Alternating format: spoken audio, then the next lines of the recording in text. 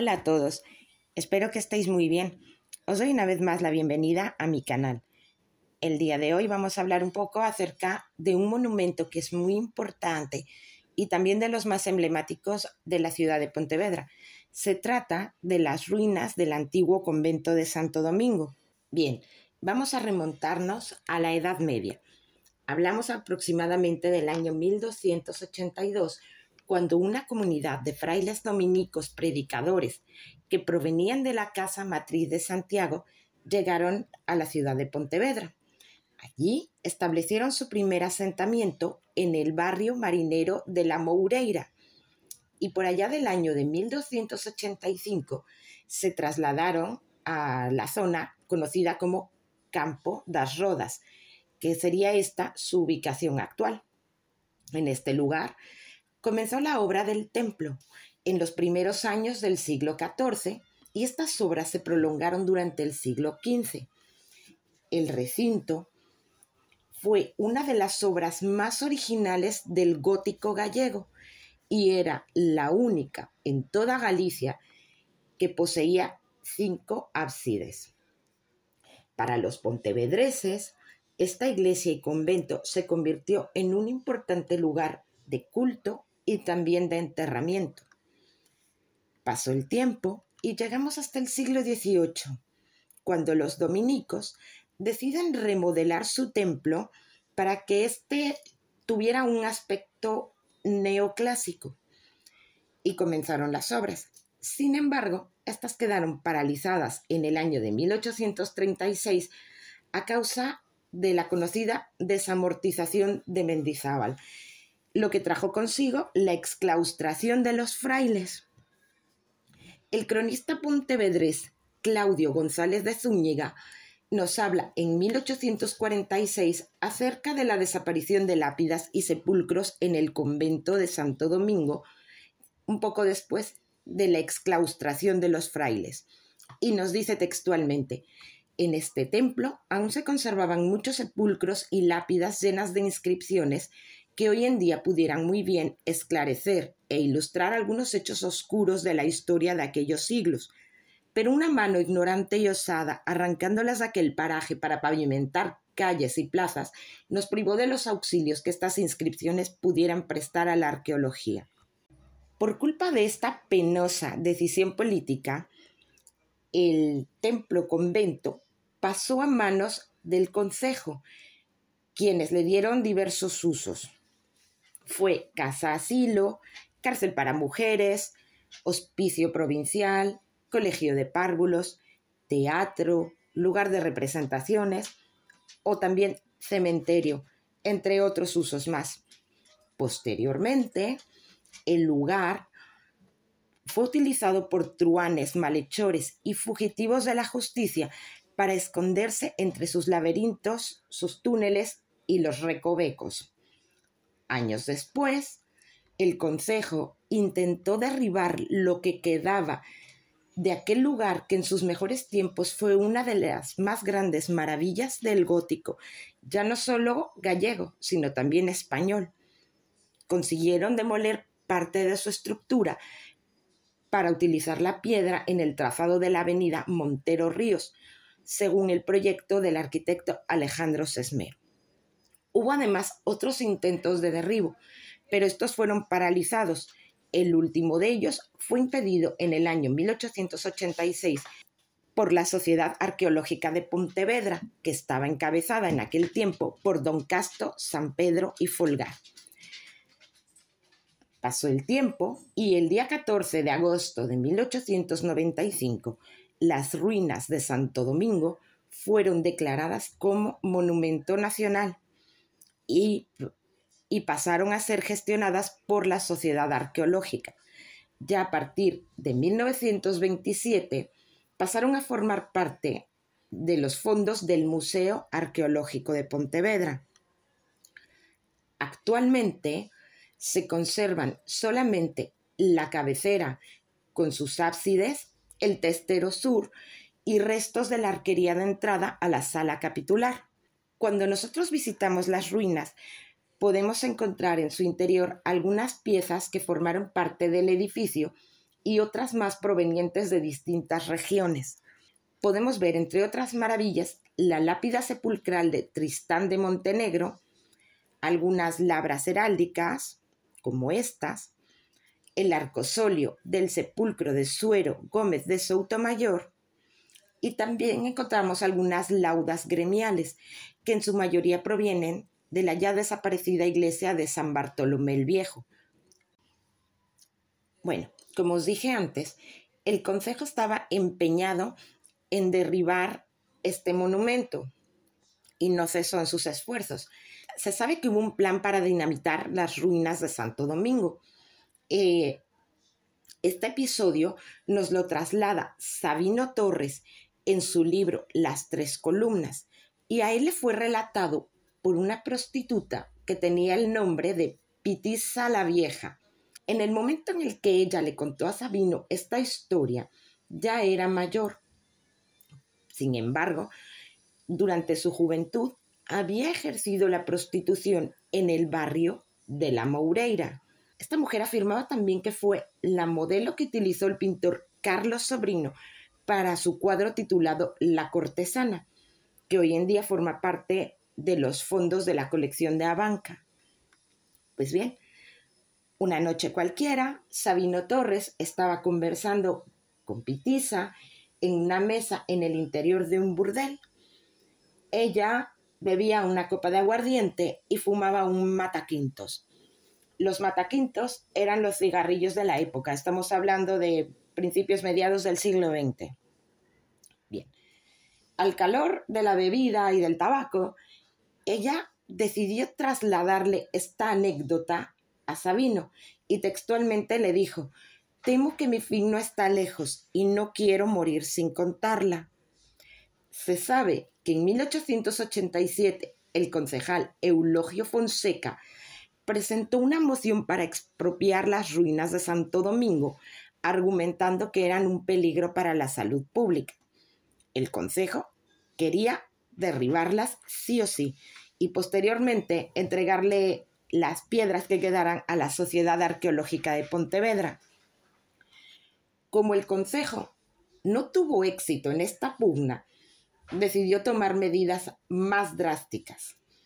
En aquella época, cuando la Pitisa era joven, llegó al burdel donde ella trabajaba una muchacha procedente de Barcelona que se llamaba Irma, de quien Pitisa dijo: «Pienso que llegó desterrada porque le daba miedo relacionarse con la gente». Poco después, de Cataluña, llegó un hombre que al parecer formaba parte del pasado de Irma. Se trataba, en palabras de Pitisa, de un anarquista que compartiera con ella alguna actividad por la que la joven fue desterrada a nuestra ciudad. Además menciona que el sujeto venía con la misión de, literalmente, volar con dinamita las ruinas del convento de Santo Domingo. Nada más llegar a Pontevedra, este hombre se ocultó en la habitación de Irma hasta que llegase el momento de cumplir con el trabajo que le había encargado el concejo. Cuando llegó la fecha señalada para cumplir la misión, el anarquista se dirigió sigilosamente a las ruinas. Con cuidado y cautela, montó las cargas de dinamita y después debía esperar a que las campanas de la cercana iglesia de la Peregrina dieran las 12 de la noche. En ese momento, él debía hacer volar por los aires aquel monumento. Esa noche lloviznaba, pero eso no afectaba a los explosivos. Una vez terminada la labor de montar los explosivos, decidió utilizar el tiempo que le quedaba de espera hasta la hora convenida para dar un paseo por los alrededores. Se dedicó a pasear, caminar, ver un poco de la ciudad y estaba cerca de las ruinas, recorriendo los alrededores del monumento. Pero en un momento dado, mientras él caminaba, escuchó unos niños llorando muy cerca de las ruinas de Santo Domingo. Miró a un lado, a otro, no vio ningún niño. Desconcertado, le preguntó a un hombre que pasaba por ahí de dónde provenían esos llantos. El hombre le explicó que venían del hospicio que estaba al lado del edificio, es decir, justo al lado de las ruinas. El anarquista en ese momento fue consciente de que si dinamitaba las ruinas, muchos de esos pequeñitos podrían morir o salir muy mal heridos. Así que, apiadado, decidió abortar la misión. Se metió en las ruinas, con mucho cuidado, desactivó los explosivos que había montado, los guardó en su mochila e inmediatamente fue a esconderse a la habitación de Irma. A la mañana siguiente, muy temprano, cogió el tren que lo llevaría de camino a Madrid y no se supo nada más de él. En 1947, Antón María Doval escribió también un artículo que hablaba de esto. Este artículo llevaba como título Ilegales manejos de nuestro concejo allá por los años 1880 y que a toda costa quiso librarse de la maravilla arquitectónica de Santo Domingo. Y de este interesante artículo podemos extraer este párrafo textual. No contenta esta corporación municipal con sus reiteradas súplicas, las de Casto San Pedro, decide una solución brutal. Cierto día fue colocada una bomba de dinamita que haría saltar lo poco que quedaba de la tal iglesia, pero el temor a que tal explosión pudiese causar víctimas en el hospicio, en aquel entonces colindante, detuvo la mano criminal y el tal atentado no llegó a verificarse. Estas maravillosas ruinas, además de tener una intensa historia, albergan en su interior unos cuantos secretos que podemos ver en la forma de algunas piedras labradas. Vamos a empezar a enumerar un poquito de lo que podemos encontrar en las ruinas de Santo Domingo. Cuando entramos y nos dirigimos a la capilla de Santo Tomás, que en su tiempo perteneció a la familia de Soutomayor, podemos encontrar una representación del dios romano Jano. Cuando observamos la imagen, lo encontramos representado como el Jano bifronte. Esto quiere decir que tiene dos caras, cada una mira hacia un lado. Según el mito, Jano era un rey primitivo que se asentó sobre una colina romana y desde allí gobernó la zona de Lacio. Durante su reinado, él introdujo las leyes, la agricultura y los asentamientos cerrados. Fue un buen rey que trajo a su pueblo prosperidad y avances en el uso de la moneda y de los barcos. En una ocasión, cuando Saturno era perseguido por su hijo, él lo acogió en sus dominios. En agradecimiento, el dios Saturno le otorgó la capacidad de poder observar el pasado y el futuro y así poder decidir con sabiduría. A Jano se le conocía como el señor del tiempo, aquel que presidía las iniciaciones y las puertas solsticiales de Janua Inferni y Janua Coeli. Estos portales eran representados con dos llaves. Para Janua Inferni era de oro y para Janua Coeli era de plata. Seguro que en algún lado habéis visto este famoso símbolo de las llaves atravesadas. En la representación que se hace de Jano, el rostro de la izquierda es el que mira hacia el pasado y el de la derecha hacia el futuro. Esta cara se la liga al mundo celeste y al conocimiento. Según nos cuenta Guénon, Jano era el señor del conocimiento y maestro de las dos vías, lo que hace pensar en la iniciación de los misterios. Pero para Marius Schneider se identifica con la montaña de dos cimas de Marte y por consiguiente con todos los símbolos de inversión y de sacrificio mutuo. En su diccionario de símbolos, Eduardo Cirlot nos menciona que Jano es el símbolo de totalización, de anhelo y de dominación general. Y asegura también que en el cristianismo las dos puertas de Jano en los solsticios se consagran a los dos Juanes, el Bautista y el Evangelista. Continuemos un poco más con otro interesante símbolo que podemos encontrar en las ruinas de Santo Domingo. Si vamos de frente y miramos hacia arriba, encontraremos también una pequeña estrellita de 5 puntas. La estrella de 5 puntas se la conoce como pentáculo y es quizás uno de los símbolos más conocidos por todo el mundo en el planeta. Ya desde tiempos muy antiguos se asociaba esta estrella al misterio y a la magia. Según nos comenta José Benito García en su libro Negra y misteriosa, la Pontevedra oculta, que el pentáculo en el cristianismo se relaciona con las 5 llagas de Cristo y en muchos templos desde la Edad Media se interpreta como un símbolo de la verdad y protección contra los demonios. Por ello es que podemos verla en algunas catedrales. Francisco Revilla, en su Diccionario de Iconografía y Simbología, comenta que el pentáculo en sus inicios pudo ser representación del principio femenino de la fecundidad.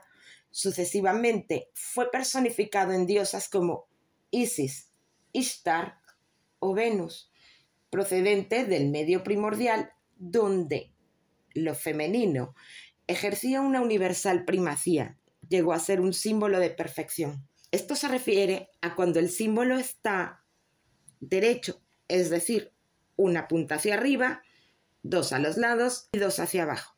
Pero el pentáculo, como una infinidad de símbolos, puede invertirse, quedando así 2 puntas hacia arriba, 2 a los lados y 1 hacia abajo.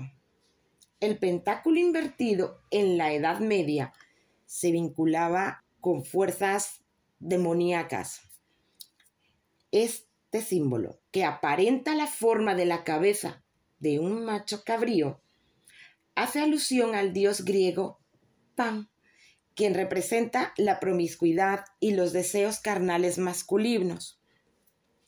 Esta deidad, Pan, en la Edad Media, habría de fusionarse con el demonio y formando así uno solo. Al pentagrama invertido se le llama también el sigilo de Baphomet y ha sido utilizado en la magia negra. Además, existen datos que vinculan a los caballeros de la Orden del Temple con el Baphomet. Pues llama poderosamente la atención que en este templo cristiano encontremos precisamente una representación del sigilo de Baphomet. ¿A qué se debe esto? Es que si querían relacionarlo con las llagas de Cristo, ¿por qué no lo colocaron derecho, sino que lo colocaron invertido? Esta posibilidad no encaja perfectamente. Pero si tomamos en cuenta que los templarios estuvieron por tierras gallegas, entonces esto cobra un poquito más de significado y quizás podemos pensar en que se trate de algún tipo de mensaje o código dejado por los caballeros del temple o quizás por los maestros constructores, y este mensaje es solamente reconocible para aquel iniciado que sabe comprender y sabe ver. Por último, vamos a hablar de otra pequeña e interesante labra que nos encontramos, al igual que Jano, colocada en uno de los capiteles de las ruinas de Santo Domingo. Se trata de un pequeño búho. Los búhos son animalitos a los que se les ha dotado de un simbolismo desde una antigüedad muy remota. Por ejemplo, para los aborígenes australianos representaba el alma de las mujeres, y para muchas culturas de nativos americanos se le relacionaba con el conocimiento sagrado. Para los celtas, cultura que estuvo en estas tierras gallegas, era el guardián de la noche y su misión consistía en velar por las almas de los difuntos, acompañándolas en el viaje al más allá. Para la cultura griega, el búho era el animal que acompañaba a la diosa Palas Atenea, que era la diosa de la justicia y de la sabiduría, y posteriormente también se convirtió en el símbolo de Hécate, la diosa de la magia y los hechizos, aquella que es capaz de ver en todas partes.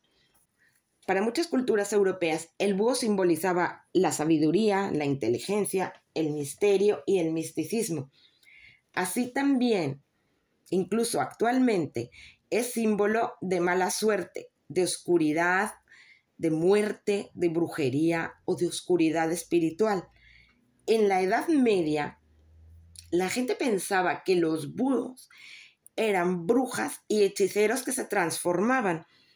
Y por eso, bueno, y viene de allí que en muchos pueblos, incluso hasta el día de hoy, se le atribuye un poder de mensajero del mal o de augurios negativos, ya que se creía, y todavía en muchos lugares se cree, que cuando el búho emite su ulular, esto quiere decir una advertencia de que algo malo va a ocurrir o de que alguien va a morir. Por otro lado, el búho para la francmasonería también tenía un significado muy importante. Era recreado como la imagen de la prudencia y además, por ser un animal nocturno, se le relaciona con los trabajos masónicos que inician a la medianoche. Pues es curioso que podamos encontrar también la labra de este animalito. ¿Qué quiere decir? Pues podemos pensar que como este lugar fungió también como sitio de enterramiento, quizás tenía el simbolismo protector o guía para las almas de los muertos. O podemos también pensar en que aquellos antiguos maestros constructores nos dejaron un mensaje o un código que solamente aquellos iniciados pueden ver. Estos son algunos de los misterios y curiosidades que podemos encontrar en las ruinas de Santo Domingo. Esperemos que algún día podamos desvelar todos estos misterios y secretos que guarda este magnífico lugar. Mientras tanto, disfrutaremos de este maravilloso monumento que provoca admiración a propios y extraños por su majestuosidad y su belleza. Y si algún día venís por Galicia y pasáis por la ciudad de Pontevedra, no podéis dejar de visitar estas maravillosas ruinas que antaño fueron una de las glorias del gótico gallego. Hasta aquí llega el programa del día de hoy. Espero que os haya gustado y si es así, os pido por favor que le deis un like al programa y que os suscribáis a mi canal. Solamente tenéis que dar clic en la campanita para que YouTube os notifique cada vez que subo algún otro vídeo. Y si deseáis compartirlo con amigos y familiares, a mí me apoyáis muchísimo. Pues bien, os doy las gracias una vez más y nos vemos en el siguiente videoprograma. Hasta la próxima, amigos.